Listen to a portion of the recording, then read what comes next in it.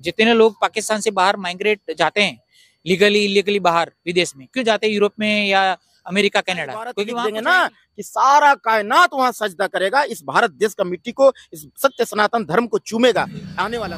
नमस्कार दर्शकों, मैं निक्की इस वक्त मौजूद हूँ दिल्ली के जंतर मंतर पे और आज का हमारा मुद्दा है राहुल गांधी ने अभी हाल ही में बयान दिया बांग्लादेश और पाकिस्तान में इतनी बेरोजगारी नहीं जितनी भारत देश में। तो क्या लगता है कहीं ना कहीं भाजपा सरकार की वोट बैंक को कम करने की साजिश है? तो इसी मुद्दे पे सीधे जनता से जुड़ते हुए जानते हैं। सर क्या नाम है आपका? महेंद्र सिंह। तो सभी अभी राहुल गांधी ने भी हाल ही में बयान दिया बांग्लादेश और पाकिस्तान में इतनी बेरोजगारी नहीं जितने भारत देश में। अरे इतनी बेरोजगारी बांग्लादेश में और इतनी रोजगारी होती तो बांग्लादेशी जो माइग्रेंट है क्यों म्यांमार या श्रीलंका या यूरोप या इंडिया आ जाते? आधा वेस्ट बंगाल तो बंगालों से भरा हुआ है, बांग्लादेश से भरा हुआ है, तो क्यों? और पाकिस्तान की बात रही, जब इमरान खान वहां के प्रेसिडेंट थे ना, तब 2 ब्रिज बनवाने थे, तब तो चंदा इकट्ठे करने के लिए लोगों को, पाकिस्तानी की आवाम को आह्वान किया था कि हमारे 2 बड़े कंस्ट्रक्शन के जो ब्रिज के प्रोजेक्ट है बड़े, तो उसके लिए चंदा इकट्ठा करो। तो अगर उनके पास फंड ही होता तो क्यों करते? वहां तो दिवालिया बैंकरप्ट हो चुका है पाकिस्तान। किसको पता नहीं है? 200 कंट्री को पता है। उनको कोई IMF या वर्ल्ड इकोनॉमिक फोरम से लोन भी नहीं मिलती और बता रहे कि वहां एम्प्लॉयमेंट होता तो इतनी हालत होती। जितने लोग पाकिस्तान से बाहर माइग्रेट जाते हैं लीगली इलीगली बाहर विदेश में, क्यों जाते हैं यूरोप में या अमेरिका कनाडा? क्योंकि वहां कुछ है ही नहीं। इंडिया से जाते हैं प्रोफेशनल वीजा पे जाते हैं, स्टूडेंट वीजा पे जाते हैं, करियर बनाने जाते हैं। ऐसा नहीं कि सिर्फ ओनली अपने देश में खतरा है या जॉब नहीं है या स्टेबिलिटी नहीं है, सुरक्षा नहीं, इसलिए जाते हैं। ऐसा नहीं, इंडिया में सुख शांति समृद्धि है, अच्छा स्वास्थ्य, अच्छा शिक्षण प्रणाली की व्यवस्था बन चुकी है और आने वाले टाइम में तो मुझे लग रहा है India has become a power house of the world, सत्ता का केंद्र बना है। वो सब जानते हैं मोदी जी की वजह से, मोदी जी जो लीड कर रहे हैं उसकी वजह से जो इंडिया जिस दिशा में जा रहा है वो पूरी भारत की आवाम और विश्व की प्रजा को पता है। और विश्व के जो बड़े बड़े लीडर्स हैं वो भी मोदी जी को पुश के अपने कंट्री को रिफॉर्म करना चाहते हैं। वो बड़े बड़े जो कंट्रीज अभी जो C ग्रेड में आते हैं यूरोपियन कंट्री, वो चाहते हैं कि चलो मोदी जी की अगुवाई में अपनी कंट्री का भी विकास हो। तो ये तो राहुल गांधी की बिल्कुल बेबुनियाद और वाहियात बात है। तो क्या लगता है कहीं ना कहीं ये भाजपा की सरकार को वोट बैंक को दबाने की कोशिश की जा रही है? राहुल गांधी कुछ नहीं कर सकते। राहुल गांधी अपनी सीट बचा ले तो भी बहुत है, क्योंकि लास्ट टाइम तो उन्होंने मोदी के मैजिक के पावर के आगे वहां उत्तर प्रदेश से भाग के वायनाड से लड़ना पड़ा और सीट भी बची थी। तो मुझे लग रहा है अभी दक्षिण भारत से ही उनका कुछ मामला बन सकता है और कहीं नहीं मामला बन सकता है, क्योंकि दक्षिण भारत में थोड़ा बहुत कांग्रेसी माइंडसेट वाला वोट बैंक है। वहाँ अभी भाजपा को और जोरों और शक्ति से, ऊर्जा से काम करना पड़ेगा, अपने आप को मजबूत बना ले। हो रहा है लेकिन थोड़ा देर हो रहा है नॉर्थ इंडिया की कंपैरिजन में।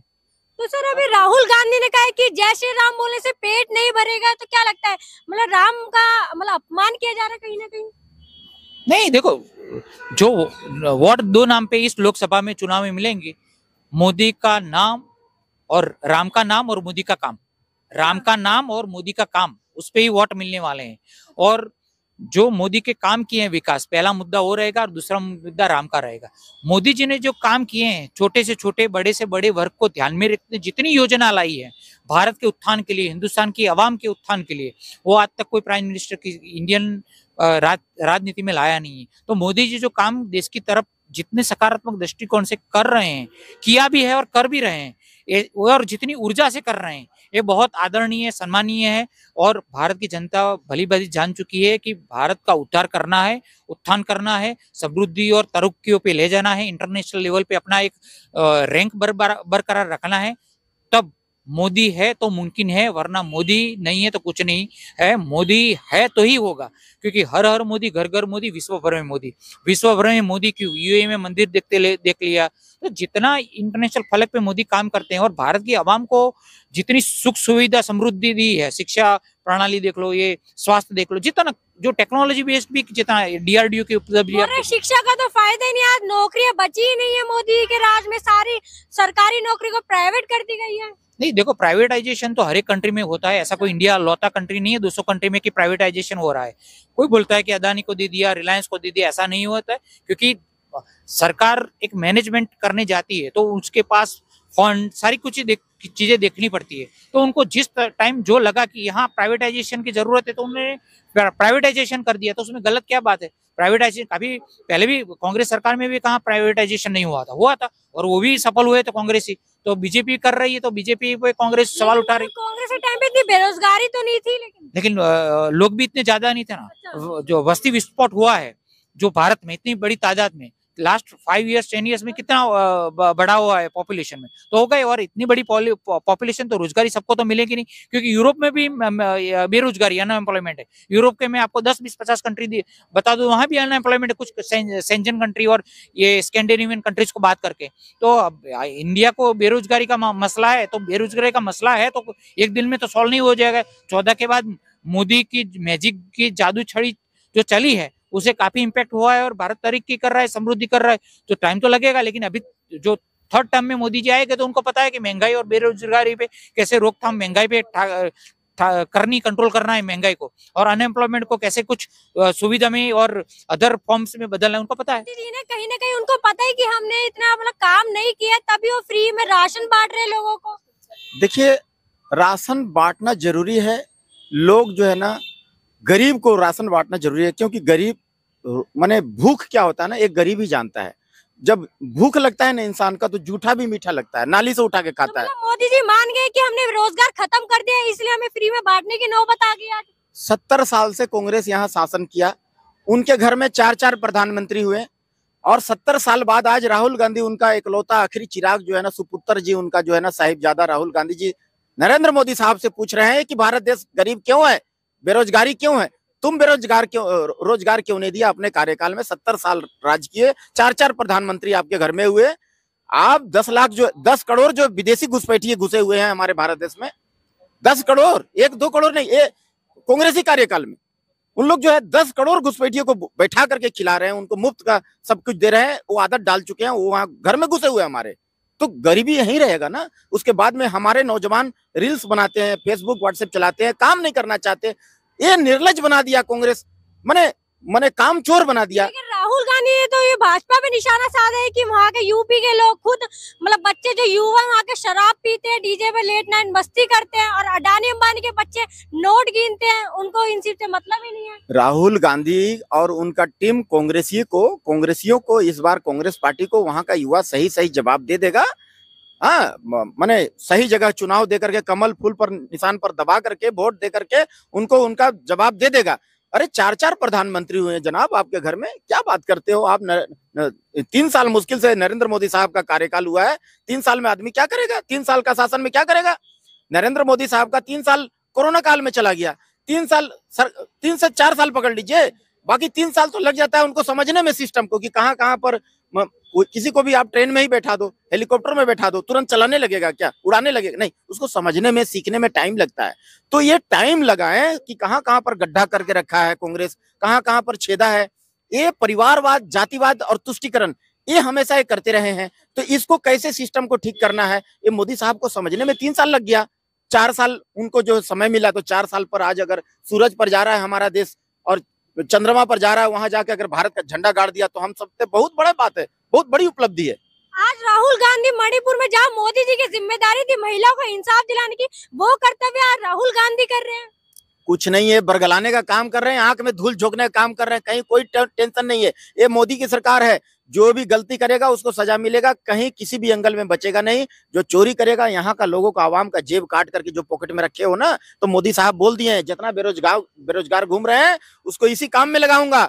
और ये जो चोरी करके, डकैती करके रखे हैं ना, तो ये कागज का टुकड़ा से ज्यादा कुछ नहीं है। ये जो है ना, आप जो है ना, आपको सही जगह पहुंचाने का काम करेगा। मोदी की सरकार जी बोल दिए, मोदी साहब बोल दिए हैं कि इधर ईडी है, इधर सीबीआई है, जो है आपको जो है जड़ में जो है ना, माने गरम तेल डाल रहे हैं, जिससे कि बिलबिला के देश का गद्दार निकल रहे हैं। अरे बाप रे बाप, कोई सांप है, कोई बिच्छू है, माने जहरीले जानवर निकल रहे हैं। जाएं तो कहाँ जाएं? तो सब देखिए, तो जो चोरी करके रखे थे, किसी का 10 सांसद भाग गया, किसी का 10 माने एमएलए भाग गया, किसी का हजारों कार्यकर्ता भाग गया, वो जान रहे हैं मोदी सरकार नहीं छोड़ेगा।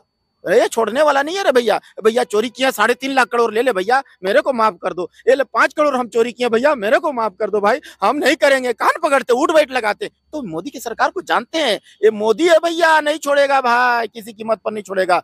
ये कौन मिट्टी का बना हुआ पता नहीं, ये जो है ना 11 दिन तक नारियल पानी पी के रह जाता रे भाई। इतना बड़ा राम भक्त है रे भैया, चटाई में सोता है, कंबल में सोता है 10 दिन, 11 दिन, इतना बड़ा भक्त है अरे बाप रे बाप। तो इन लोगों के बिलबिलाए हुए हैं। तो देश का चोरों का जो पॉकेट काट के रखे हैं, उनका कोई भी कहीं दूर दूर तक जो है ना आने वाला समय में दिखाई नहीं देंगे। अभी विपक्षी पार्टी ने मोदी जी के सनातनी होने पे भी सवाल उठाया कि वो सनातनी नहीं है। देखिए, नरेंद्र विपक्षी पार्टी जो कहते हैं ना, वो खुद जो है ना पितरपक्ष के समय में डेड बॉडी खा रहे थे अपना घर में पका पका करके और सिखा रहे थे, देखो ऐसे डेड बॉडी बनाया जाता है, ये लहसुन का चटनी इसमें डालो, ये धनिया का चटनी इसमें डालो। तो डेड बॉडी खाने के लिए सिखा रहे थे। डेड बॉडी माने कुछ भी, बकरा समझ लिए, बकरी समझ लिए, मुर्गा मुर्गी समझ लिए, डेड बॉडी मार के ही खाते हैं ना, तो डेड बॉडी बोलते हैं। तो ये क्या सिखाएंगे?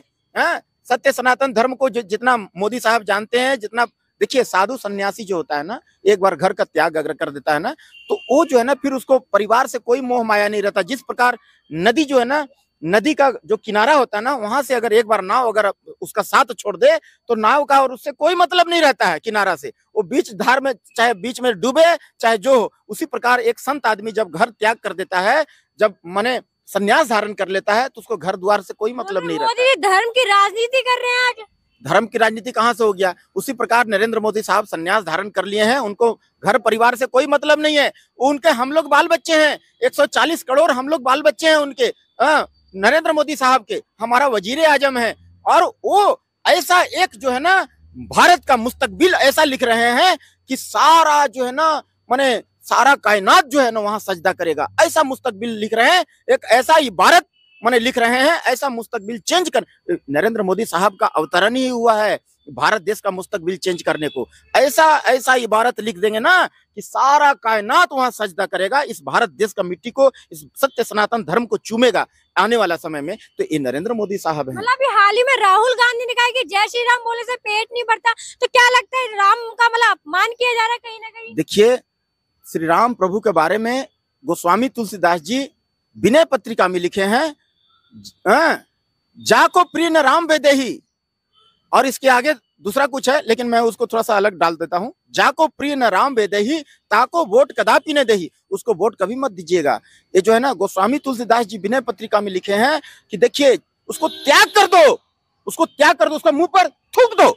जो श्री राम प्रभु का नहीं है वो किसी काम का नहीं है। जो श्री राम प्रभु को नहीं मानता है, जो श्री राम प्रभु को अपमान करता है, जो जय श्री राम का नारा नहीं लगाने देता है, उनके बारे में बोलता है कि श्री राम श्री राम श्री राम श्री राम श्री राम करने से क्या होगा, भूखे मरोगे, जो ऐसा बोलता है उसको त्याग दो। मैं यहाँ का नागरिकों को बोलता हूँ, उसको त्याग दो मेरे भाई। क्यों?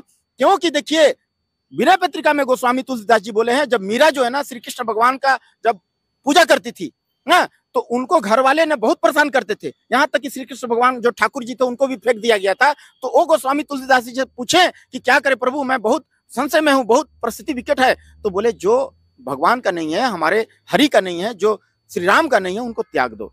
तो वो मीरा त्याग दी थी। तो वैसे ही प्रहलाद त्याग दिए अपना पिता को। भरत जी माता केकई से मुंह मोड़ लिए। विभीषण जी अपना सगे संबंधी भाई को त्याग दिए।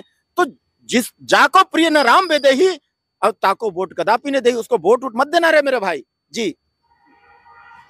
तो ये थी यहाँ पे तमाम लोगों की निजी। आपको वीडियो कैसी लगी मैं कमेंट बॉक्स में जरूर बताइए।